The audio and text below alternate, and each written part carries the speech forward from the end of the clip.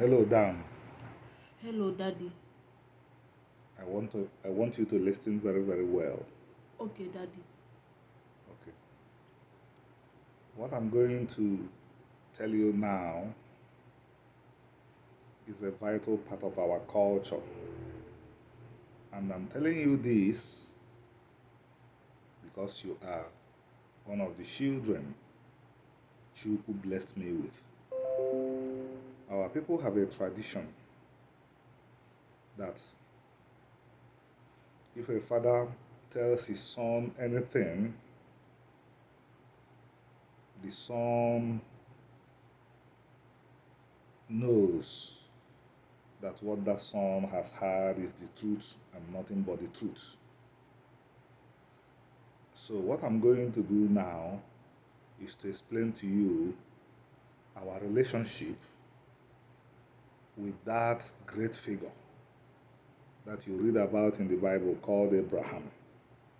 You have heard of Abraham before. Yes. He is your ancestor, he is your first ancestor. My father was also your ancestor. You did not meet him, but since you met me, you have a link to my father. So, what we are going to talk about now is something that Abraham did that we are still doing today. I'll read from a prepared text. Abraham the Hebrew, or if you like, Igbo. You know, people refer to us as the Igbo people. Hebrew is the English way of pronouncing Igbo. Abraham was offered a piece of land in the Bible after his wife, our mother, Sarah, died. He said he was not going to accept the land unless he paid. It is in this Bible that I'm holding. He said, I am not going to accept the land. If I'm going to accept, I will pay. And I'm telling you that every serious Igbo person, at least of my age, know or should know that by Omenana is the name of our culture, as you know. An Igbo must not accept land free of charge. If you give an Igbo man a piece of land, he will say, I want to pay for it. In the country called Nigeria, Igbos own a lot of lands, but they bought all the lands outside Igbo land that they own, they bought for it. They don't go and take land of others by free or by force. If you give them free, they will say, I want to pay. In that our community that you and I came from, the greatest man in modern times, or the biggest man in modern times to come out of that community, was offered a piece of land. This should be about 80 years ago. I didn't know when this happened because I came into the world and the man was reigning. Everybody was talking about him. I met him many times. In fact, he was the person that gave me the connection that gave me accommodation in law school. He was the biggest man from my town. One man that was actually one of the best friends of your grandfather had a lot of land, so he called him and said, take this land because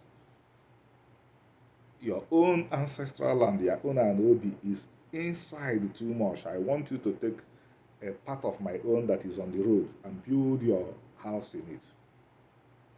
He accepted, but on the condition that he would pay 200 pounds then. He paid it, and he actually helped that man to become a big man. But he did not want to take the land free because it is against our custom. Remember, Abraham was offered land free. He said, no, I want to pay for it. So we took that custom from Abraham, our father. It is still our custom today. As I am telling you this is also what you are going to tell the children that God will give you, as God gave you to me. Anything you hear from me is what you are also going to tell your children. Because these are things I heard from my father and they have guided me. They have guided me. I have entered into fire, I came out. I've entered into places that people will not come out alive, and by God's grace, I came out alive. And the same thing, the same way would your life be. You would live to a very ripe old age, you will obey God, you will worship Chukwu. If you see other people talking about anybody outside Chukwu, if they belong to our Igbo or Hebrew people, correct them, but very gently. Tell them that our God is Chukwu. Tell them that this is what He gave us as direction. If they are in doubt, give them this example that I just gave you. That Abraham refused to accept land free. That we still refuse to accept land free. Is there any evidence stronger than that? No. So what I'm doing, you are going to do it too. As God has blessed me, God will bless you too.